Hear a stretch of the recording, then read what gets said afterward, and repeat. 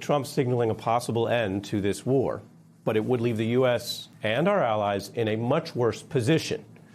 That aspect of this is not in debate. Indeed, U.S. policy planning from inside the Trump administration has warned about exactly the outcome Trump might leave us with.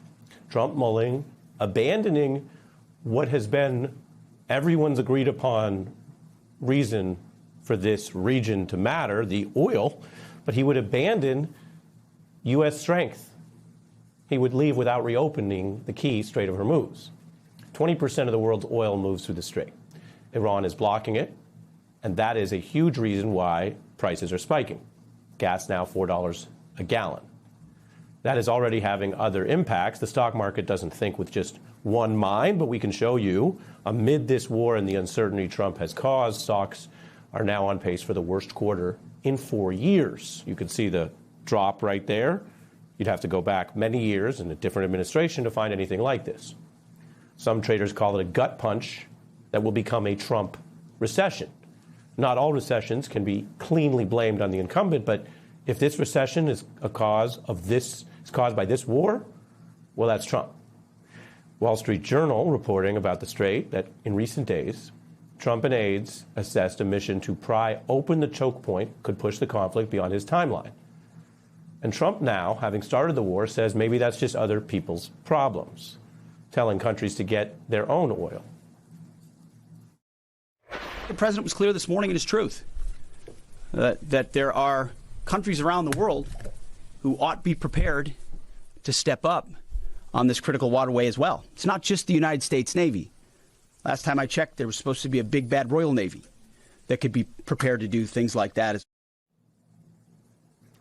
Amid this obvious policy confusion, what in energy terms might be called a surrender on the very key issue in the region, there's also talk in the White House about mulling boots on the ground, having the preparedness to do that, whether that is a strategic threat or something serious.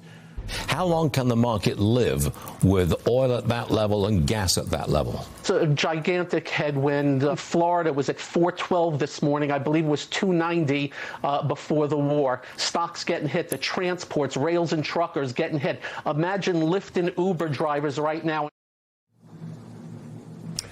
That's how it looks out there. It's not getting better yet. Paul Krugman is the Nobel Prize-winning economist. He writes a newsletter on Substack, Paul Krugman, where he just wrote about the oil crisis getting physical.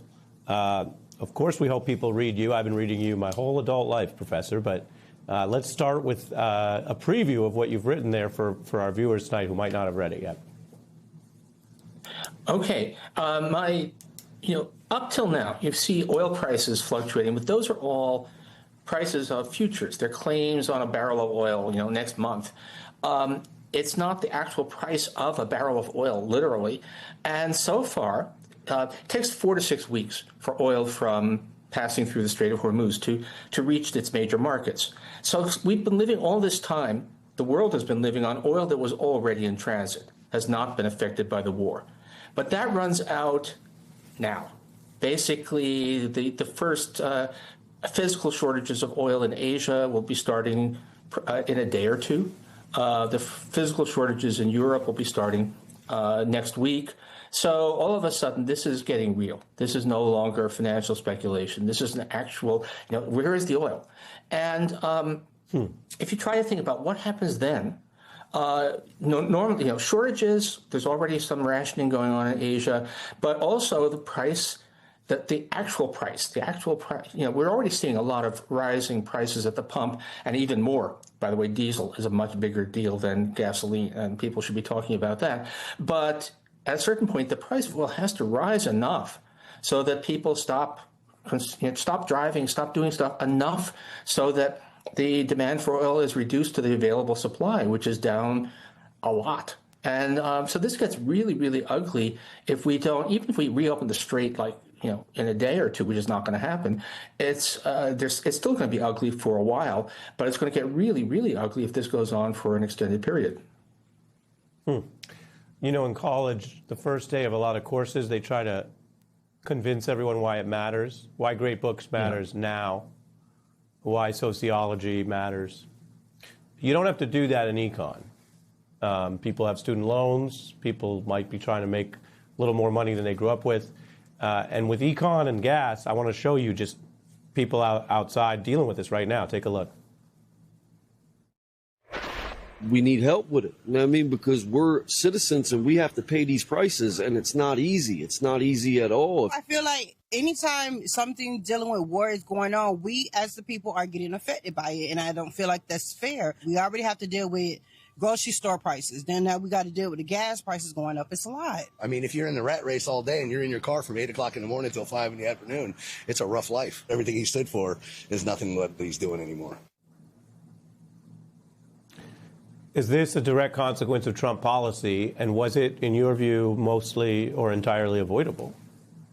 Well, this is all Trump policy. I mean, as one of your, I think, as you may have said, I mean, this war, didn't have to happen, and it's all of what's happening to the price of gasoline, to the price of diesel.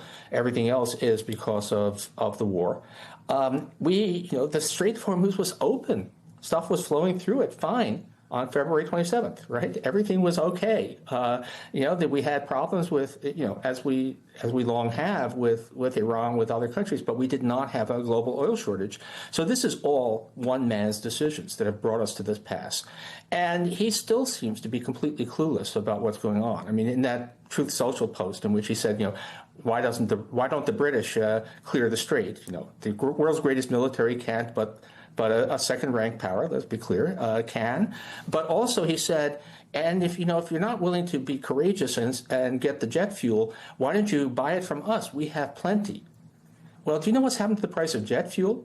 It makes what's happened to the price of gasoline look like nothing. Basically, jet fuel prices have doubled. The CEO of United Airlines has said we're canceling flights because we can't afford to fly the planes. So this is all. I've been.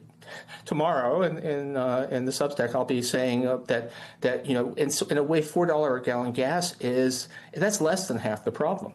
The effects on diesel fuel, which everything runs on it. Every truck runs on diesel. All of the business activity runs on diesel, and gas is up $1 a gallon. Diesel is up $1.70 a gallon.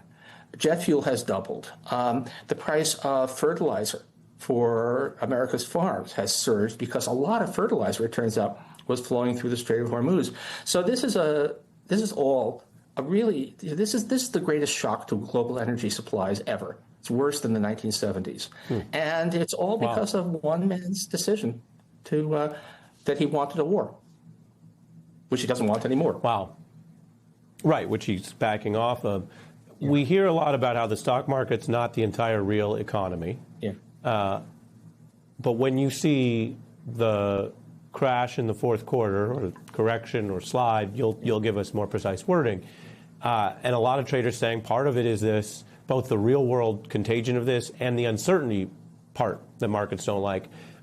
Give us your view of that, and then what do you say to viewers who are only maybe in the markets in their retirement, if at all, and say, well, that's not my life. Trump seems to be worried about it for the midterms. Give us your explanation on all that. Well, this is nasty. I mean, we're seeing, although stocks were way up today, because basically they were way up because it sounds as if Trump may be preparing to surrender, which tells you something about how the war is going, right? That the markets are cheering at the fact that the United States team seems to be running away, but it's not clear that we can succeed in running away. I mean, I've never been a track the markets minute by minute guy, but these days I keep a window open all day, not for stocks, but for the price of crude oil.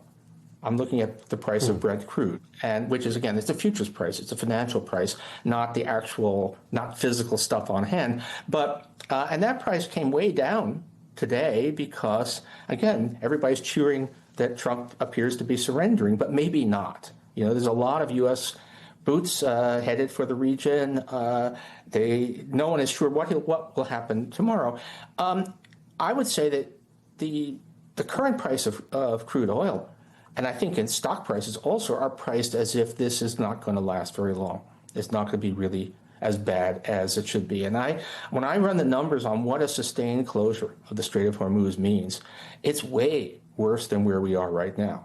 And there's enormous uncertainty there. But 200 a barrel oil is not unreasonable. It's not my most likely thing, but it's definitely, it does not take very much in the way of things going a bit wrong for us to get to that. And that is really quite catastrophic for the market, for everything else.